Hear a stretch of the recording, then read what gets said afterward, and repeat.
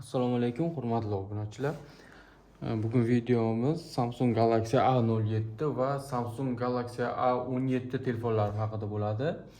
Bu telefonlarimiz bozorda narxi hozirda A07 ning narxi $150 atrofida sotiladi. A17 niki $180 atrofida sotilyapti. Hozir shu telefonlarni solishtirib ko'ramiz. Ko'pchilik biladi, endi A07lar sal oddiyroq bo'lib chiqadi, A17 kuchliroq bo'lib chiqadi. 27-37 kuchli, yana ham kuchli bo'lib ketaveradi. Lekin shu safar A07 menimcha bir xil chiqishi mumkin. Shuning uchun solishtirib ko'rishga qaror qildik. Chunki protsessor ikkalasida ham bir xil protsessor qo'yilgan. Hozir shuni qani solishtirib ko'ramiz. Chindan ham qani ikkalasi kuchi bir xilmi, qanaqa? Boshladik. Bismillah.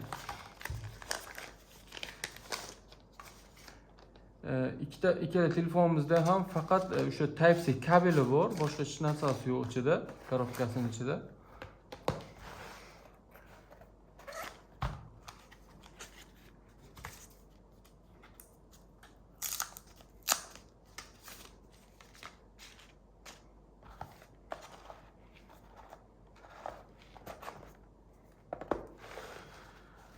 Telefonlarimizda ekrani ikkalasi ham 6-7 dyumli ekran qo'yilgan. Xo'p.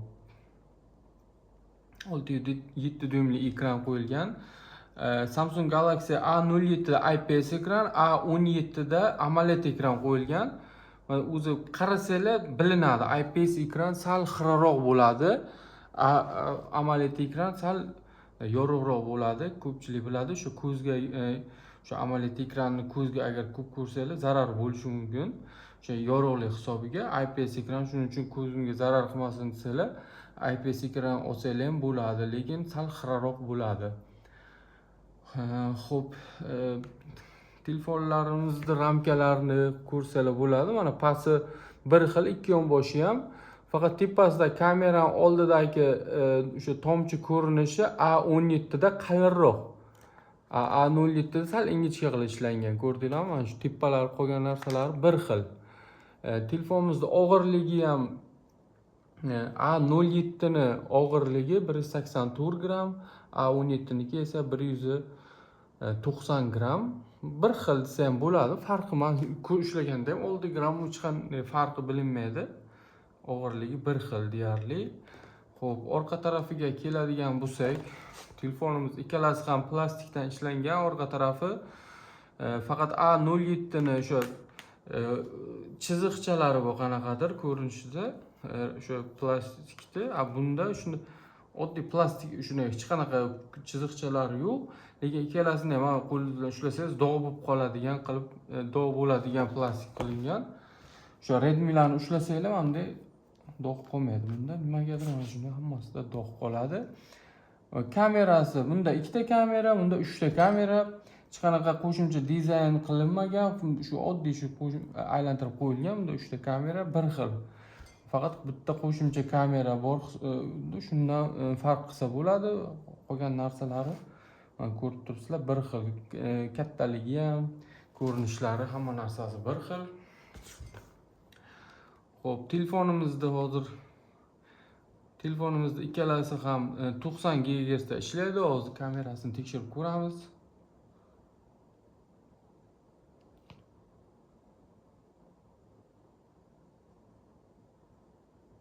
Xo'p. To'xtaylik hozir. Mana endi 50 megapikselga o'tdi. Buni bitta rasmga tushiramiz. Buni ham 50 megapiksel rasmga tushiramiz. Samsunglarning kamerasi o'sha har doimgidek zo'r bo'lgan. Menga yoqadi kamerasi tushirishlari. Mana ayniqsa rasmlarni tiniq olib beradi. O'tlarni yaqin qilsalar ham o'sha Redmi'larning 1.8 megapiksel, 200 megapikselli kameralarini ham bemalol ortda qoldira oladi. Chunki o'zim tushirib ko'rganman, o'sha rasm tushirib yaqin qilsalar xiralashib qoladi Redmi'lar. O'sha yozib qo'ygan 1.8 megapiksel yoki 200 megapiksel deb yozib qo'yibdi. Ular bilan bemalol ulardan ustun desa ham bo'ladi rasm tushirishi. o'zlaringiz mana ko'rsanglar ham bo'ladi. Faqat mana bu chapdagi A07 sariqroq ko'ringan, chunki IPS ekran hisobiga. IPS ekran shunday sal xiraroq bo'ladi, sariqroq ko'rinadi. Xo'p, videosiga keladigan bo'lsak,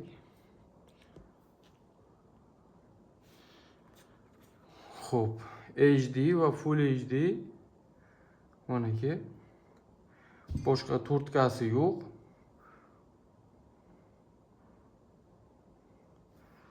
Buni ham hozir ko'ramiz. Bunda ham xuddi shunday mana HD va Full HD rejimda oladi. Hozir avtostabilizatsiya yo'q menimcha. A17 da ozroq bor, menimcha yo'qmikan? Sal sezilmas bor, bilinar. Bunga nisbatan mana qaranglar, buni A07 dan qimirlasam tez qimirlar, bu sal baribir ushlab beradi kadrda. Ozroq bor ekan avtostabilizatsiya funksiyasi A17 da. Shu video olganda bemalol olsanglar bo'ladi. Yurib olganda bilinmaydi, kadr qimirlab ketmaydi. Xo'p, telefonimizda ikkalasida ham 5000 amperli batareya qo'yilgan. Protsessori ham bir xil MediaTek Helio G99 protsessori qo'yilgan ikkalasida ham. Xo'p, yana nima deyish mumkin telefonlarimiz haqida? Menimcha hech qanday men to'g'risi farq ko'rmadim. Katta ustunlikni ko'rmadim A17 ga, chunki baribir $30 farq qilyapti. $30 ham 350 ming, 400 ming farq degani. Endi to'g'ri AMOLED ekran, o'sha bitta AMOLED ekran bo'lishi mumkin bunda. Qolgan taraflama hamma narsasi menimcha bir xil. Shu protsessor, qolgan ishlashlari ham. Agar yo'q, menga AMOLED ekran yoqmaydi desalar, o'sha IPS AMOLED ekran kerak desalar, A17 dan olsalar bo'ladi, qimmatroq bo'lsa ham, lekin menga farqi yo'q. Arzonroq protsessor zo'r bo'lsin desalar, menimcha A07 dan olganlaringiz yaxshi. Chunki o'sha mana shu protsessor bunda ham qo'yilgan. Shu batareyalar, o'sha kamerasida to'g'ri o'sha avtostabilizatsiya funksiyasi yo'q, sal unga nisbatan sal ishlamay oddiyroq qo'yilgan. O'sha avtostabilizatsiya funksiyasi yo'q. Lekin qolgan hamma taraflama, hamma narsasi bir xil. Menimcha agar qimmatga $180 ga olgandan ko'ra, agar shu protsessor uchun bo'ladigan bo'lsa, kuchli tezroq ishlashi bo'yicha A07 ni olganlaringiz yaxshi, chunki ishlashi bir xil tezligi.